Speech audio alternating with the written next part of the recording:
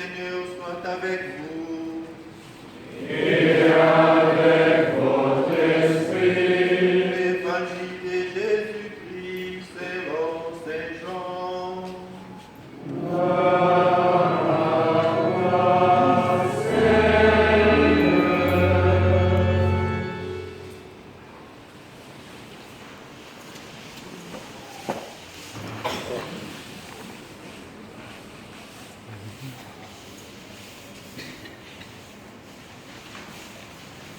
Au 14e chapitre, du 23e au 29e verset. À l'heure où Jésus passait de ce monde à son Père, il disait à ce disciple, « Si quelqu'un m'aime, il restera fidèle à ma parole. Mon Père le verra, nous viendrons chez lui, nous irons demeurer auprès de lui. Celui qui ne m'aime pas ne restera pas fidèle à mes paroles. Or, la parole que vous entendez n'est pas de moi. Elle est du Père qui m'a envoyé. Je vous dis tout cela pendant que je demeure encore avec vous. Mais le défenseur, l'Esprit Saint, que le Père enverra en mon nom, lui vous enseignera tout et il vous fera souvenir de tout ce que je vous ai dit. C'est la paix que je vous laisse, c'est ma paix que je vous donne. Ce n'est pas à la manière du monde que je vous la donne. Ne soyez donc pas bouleversés et effrayés. Vous avez entendu ce que je vous ai dit. Je m'en vais et je reviens vers vous. Si vous m'aimiez, vous serez dans la joie, parce que je pars vers le Père, car le Père est plus grand que moi. Je vous ai dit toutes ces choses maintenant avant qu'elles n'arrivent. Ainsi, lorsqu'elles arriveront, vous croirez. Acclamons la parole de Dieu. Louange à toi, Seigneur Jésus.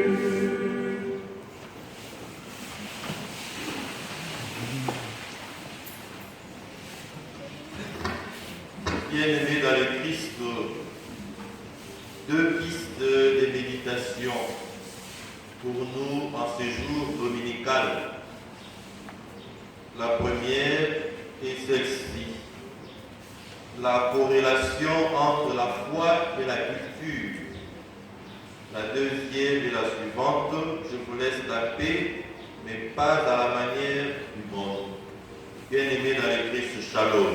Shalom.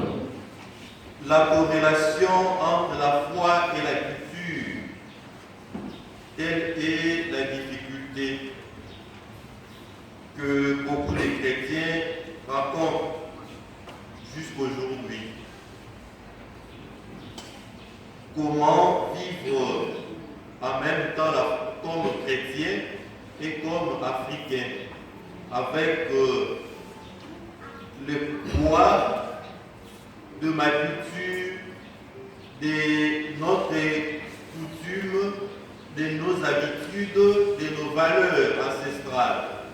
Comment aujourd'hui mettre cela ensemble pour être un vrai chrétien, un chrétien authentique. Cela pose le problème de l'inculturation de la parole de Dieu.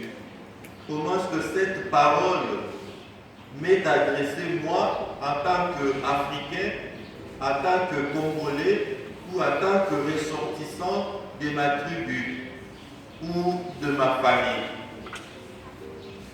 La première communauté, telle que suivie dans les livres des Actes des Apôtres, est considérée comme la communauté idéale.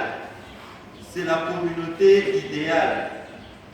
On nous demande de vivre nos relations au sein de nos communautés, au sein de nos familles, au sein de nos regroupements, à la manière des apôtres, de premiers disciples du Seigneur.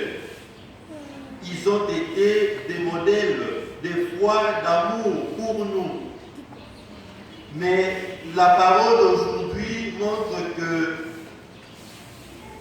cette communauté, bien qu'elle soit une communauté idéale pour nous aujourd'hui, n'exclut pas le problème, car c'est une communauté humaine. Nous le disons bien, et si Kabato Bazali, problème, ils en arrêté, dans toute communauté, dans tout regroupement, il y a des problèmes, il y a des difficultés, parce que chacun de nous est un individu, chacun de nous a sa manière de penser, chacun de nous a sa vision du monde, chacun de nous a ses sensibilités. Je ne dois pas imposer ou obliger à l'autre de voir les choses comme moi, ou d'avoir les mêmes sensibilités que moi. On doit respecter l'individualité de chacun de nous. Et chez les apôtres, aujourd'hui, on nous montre que cette différence liée à notre nature, liée à nos coutumes, à nos cultures, a posé un énorme problème au sein de la communauté. On nous dit entre chrétiens, c'est l'amour. Mais les problèmes ne peuvent pas manquer. Même là où il y a de l'amour, il est logique, il est normal de trouver des problèmes ou de rencontrer des problèmes. Mais la différence qui doit exister entre moi en tant que chrétien ou entre nous en tant que chrétiens et les païens, c'est dans la manière d'aborder les problèmes, les différends, les difficultés que nous rencontrons dans nos communautés. Bien-aimés dans le Christ, shalom. Shalom. Shalom. Shalom. Nous devons saisir cette nuance. La différence qui existe entre moi en tant que chrétien et un païen, c'est dans la manière d'aborder les difficultés, les problèmes que nous rencontrons dans la vie. Je ne dis pas que dans la communauté des chrétiens, on ne doit pas avoir des problèmes. Non, nous ne sommes pas des anges. Nous sommes des êtres humains, avec nos limites, avec nos faiblesses. Et le Seigneur nous appelle comme ça. Les apôtres de Jésus, les disciples, étaient aussi des humains comme nous. Mais puisqu'ils étaient habités de l'Esprit du Seigneur, ils avaient de l'amour, ils ont abordé ces problèmes avec amour et dans le dialogue. C'est ça les bien fondés de cette première lecture que nous avons suivie avec attention. Les choses se posent comment? Revenons dans le contexte de cette première lecture. Après l'avènement de Jésus, sa résurrection, les apôtres commencent le travail d'évangélisation. Paul, qui était un juif, s'est converti au christianisme et le Seigneur l'envoie auprès des païens, être l'apôtre des païens. Il va aller évangéliser les terres païennes et les païens se convertissent dans la foi chrétienne. Mais il se pose un problème, c'est que je venais de dire. Chacun de nous est héritier de sa culture, de ses coutumes, de l'éducation de sa famille, de son parcours et de l'expérience de sa vie. Et les païens n'avaient pas la même vision du monde que les juifs. Les juifs avaient leurs obligations. Entre autres, la circoncision, il ne faut pas consommer des aliments étouffés qui n'ont pas fait couler le sang et plusieurs autres prescriptions juives que nous connaissons. C'était plus ou moins 613 préceptes chez les Juifs. Et tout Juif était obligé de respecter cela. Ils étaient éduqués dans ce monde-là, dans ce contexte-là. On nous dit aujourd'hui qu'il y a eu un groupe des Juifs de Jérusalem qui sont allés à Antioche dans le monde grec, le monde des païens, c'est-à-dire les non-circoncis, pour leur dire qu'on ne peut pas recevoir le baptême si on ne intègre pas ou on n'intègre pas dans la culture juive. Et c'était ça les nœuds du problème. Les païens posent le problème, ils disent que nous ne venons pas ici pour nous faire les juifs, mais pour devenir chrétiens. Et les païens, les juifs ne pouvaient pas se mettre ensemble avec les païens parce qu'ils n'étaient pas circoncis, c'est-à-dire qu'ils n'étaient pas le peuple de Dieu. Et il y a eu un grand débat entre eux. Comme je l'ai dit, dans une communauté de chrétiens, nous avons notre manière d'aborder le problème, pas comme les païens. Ce n'est pas les biceps qui doivent donner solution ou apporter solution à nos problèmes. Ce ne sont pas les armes qui apportent la paix dans une communauté de chrétiens. Ce n'est pas l'argument le plus fort qui doit primer pour donner la paix dans une communauté. Mais les apôtres ont utilisé deux grandes armes efficaces. C'est l'amour et le dialogue. L'amour et le dialogue. Paul et les autres vont se dire, voilà, ce problème, nous n'allons pas le traiter seuls. Nous devons retourner à Jérusalem ensemble avec les autres apôtres, en discuter et trouver des pistes et des solutions. Ils vont faire ce trajet-là, cette distance-là, d'Antioche à Jérusalem, dans le souci de trouver un compromis pour mettre tout le monde à l'aise. C'est comme ça qu'on dit, là où il y a de l'amour, on ne sent pas de distance. Là où il y a de l'amour, on voit que les choses sont faciles. Et les choses se facilitent. Avec les apôtres, ils vont trouver un compromis. Ils vont dire, bon voilà, il y a des choses que nous devons minimiser, relativiser, telles que la circoncision, on ne doit pas l'imposer à tout le monde, ça c'est notre culture. Mais parmi nos habitudes, il y a des choses que nous trouvons que ça ne peut pas déranger. Même ceux qui viennent du monde païen.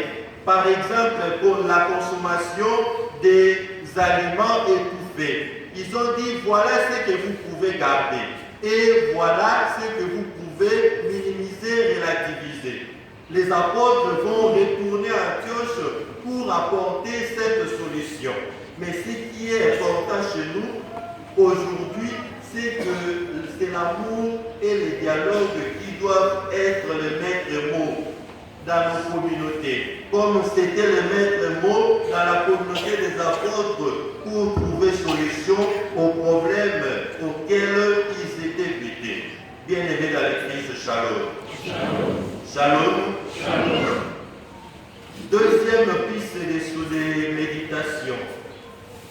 Je vous laisse la paix, mais pas à la manière de ce monde. Jésus, un excellent pédagogue, veut que la relation avec lui ne soit pas basée sur les obligations, mais plutôt sur l'amour. C'est comme ça qu'il dit, celui qui m'aime me restera fidèle. Et celui qui m'aime, puisqu'il m'est fidèle, mon Père et moi, nous viendrons habiter chez lui dans son cœur. Nous allons élire domicile dans son cœur. Donc la relation que nous avons avec Jésus, Ce n'est pas une relation d'obligation. Voilà pourquoi le Seigneur nous dira, je mets devant toi deux chemins, le chemin de la vie et le chemin de la mort. Mais je ne t'oblige pas, je te propose. Le Seigneur nous propose. On ne pose pas la foi, mais on propose la foi. Le Seigneur nous propose la foi à suivre parce qu'il nous a créés libres et il préserve notre liberté, il respecte notre liberté. Le Seigneur dit la relation avec lui, c'est une relation basée et fondée sur l'amour. Une relation d'amour. Le Seigneur scelle cette alliance avec nous et cette alliance, c'est une alliance d'amour, pas d'autre chose. Car l'amour facilite tout et l'amour simplifie même les distances. L'amour facilite les choses. Si le Seigneur nous avait imposé cette relation avec lui, c'est vrai, nous aurions dû le faire, appliquer ce qu'il nous demande, mais pas de notre propre gré. Nous le ferions à la fois comme on te pousse, nous ne le ferons pas comme quelque chose qui habite en nous et nous devons faire avec ça. La relation avec le Seigneur, c'est une relation d'amour. Voilà pourquoi les prophètes de l'Ancien Testament ont présenté notre relation comme la fête des noces, où Jésus, le fiancé, vient nous épouser, nous sa fiancée, pour que nous entrions dans cette relation d'amour. Pas d'obligation, pas d'imposition, mais une relation d'amour, où il y a l'amour, cet amour réciproque. Nous pouvons l'illustrer, moi c'est ma manière de voir les choses. Aujourd'hui j'ai dit, je préfère voir auprès des jeunes aujourd'hui le moment de fiançailles que le moment de mariage. Ce n'est que mon point de vue, je ne l'impose à personne. Pourquoi je l'ai dit? Quand les jeunes sont pendant le moment de fiançailles, on sent qu'il y a de l'amour, il y a de la volonté. Et chacun d'eux cherche à donner le meilleur de lui-même afin de mettre l'autre à l'aise. On peut avoir un fiancé qui habite ici, Kingawa, avec une fiancée de Lipen, ce fiancé qui habite Kingawa, qui travaille à Gombe, fera ce trajet chaque jour pendant le temps de fiançailles. Il ne verra pas la distance qui le sépare de sa fiancée. Chaque soir, il doit se rendre chez sa fiancée. Et aussitôt arrivé chez la famille de la fiancée, on voit qu'il se retire des autres pour parler cœur à cœur, pour se contempler, pour développer et cultiver cet amour qui est dans leur cœur. Les choses se passent de manière merveilleuse et tout le monde les admire. Ça vous donne même envie de devenir ou d'être à leur place. Mais aussitôt mariés, les gens publient sur les réseaux sociaux, enfin, je suis marié, c'est-à-dire c'est clôturé. Donc il n'y a plus d'efforts à fournir, il n'y a plus de sacrifices. Le mariage est scellé, en plus chez les catholiques, on dit c'est indissoluble. Donc rien ne peut encore nous séparer, il faut s'abandonner et vivre comme on veut.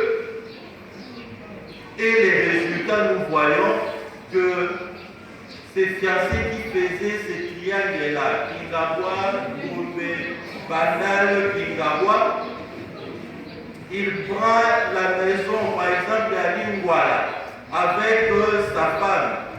Mais pour retourner à la maison, il faut qu'on l'appelle avec insistance. Juste à 23h, il ne sait plus arriver à la maison. Alors que pendant le moment des fiançailles, c'était ce triangle-là, c'était facile à parcourir. C'est comme s'il avait le jet privé qui l'aidait à effectuer ce mouvement-là. Maintenant, c'est des raisons de bouchons champ, on a des travaux au niveau du travail, on a ceci, cela, parce qu'on n'a plus rien à donner à l'autre. C'est notre humanité qui prend le dessus, qui prend la surface, et c'est la souffrance maintenant qui prend, qui se trouve au milieu. Et après, il y aura des conseils sur lesquels il va les arrêter à boyer, ainsi de suite. Dans le mariage, on ne va pas au karamotema. Le Christ nous demande pas au karamotema dans notre relation. Non, c'est une relation d'amour. Et le Christ s'offre à nous chaque jour. Nous célébrons l'Eucharistie chaque jour. Cette célébration de l'Eucharistie, c'est une mémoire. Nous faisons mémoire du Christ, une mémoire qui actualise le sacrifice réalisé par le Christ, c'est-à-dire ça devient présent à nous chaque jour. C'est le Christ qui meurt et ressuscite chaque jour dans notre vie.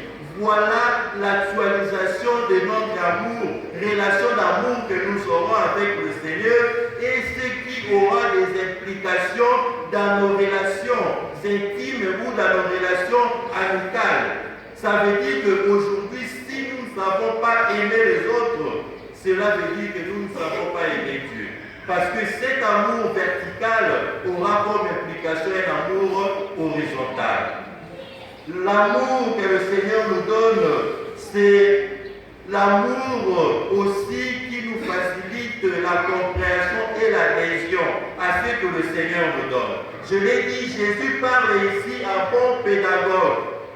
En pédagogie, où les psychologues nous disaient quand on étudiait encore, on ne peut pas comprendre un cours si on n'aime pas ces professeurs-là. Parce qu'il y aura un blocage. Voilà pourquoi le Seigneur vous dit, il faut d'abord commencer par aimer le Seigneur, aimer les commandements du Seigneur pour lui être fidèle. Et ce chemin, cette formule doit aussi s'appliquer dans nos relations, dans nos familles. Je dois continuellement aimer mon conjoint ou ma conjointe pour que je lui reste fidèle. Il y a aujourd'hui beaucoup de cas d'infidélité et les conséquences aujourd'hui, nous qui œuvrons dans la pastorale des enfants, des écoles, nous voyons que beaucoup de familles aujourd'hui sont disloquées, divisées. Peu sont des enfants aujourd'hui qui grandissent chez son père et chez sa mère. C'est des cas de papa habite là-bas, maman là-bas. Dernièrement, je parlais avec notre élève de deuxième qui me disait « J'ai mon père ». Pourquoi tu le hais? C'est le terme qu'il a utilisé. Il a dit « C'est beau, rien à m'a abandonné. Comment tu veux que je l'aime ?» Voilà la société. Cette fille-là demain sera ministre, sera présidente, sera députée. Et elle a grandi dans quel environnement? Où il n'y a pas d'amour, où il y a la haine parce que son père l'a appris à avoir de la haine dès le bas âge, deuxième secondaire. Mais il tient de tels langages, de tels discours. La relation de l'amour. Jésus vient apporter la paix dans nos cœurs. Quand il vient, il dit, nous viendrons demeurer en vous. C'est-à-dire le Christ viendra habiter dans le cœur des gens qui ont de l'amour. Pas dans le cœur où il y a la haine, où il y a l'injustice, où il y a l'escroquerie, où il y a le mensonge. Il viendra habiter les cœurs où il y a de l'amour, parce que c'est un Dieu qui se définit par l'amour. Il ne peut collaborer et vivre en communion, en cohabitation qu'avec celui qui a de l'amour. Amen. Amen.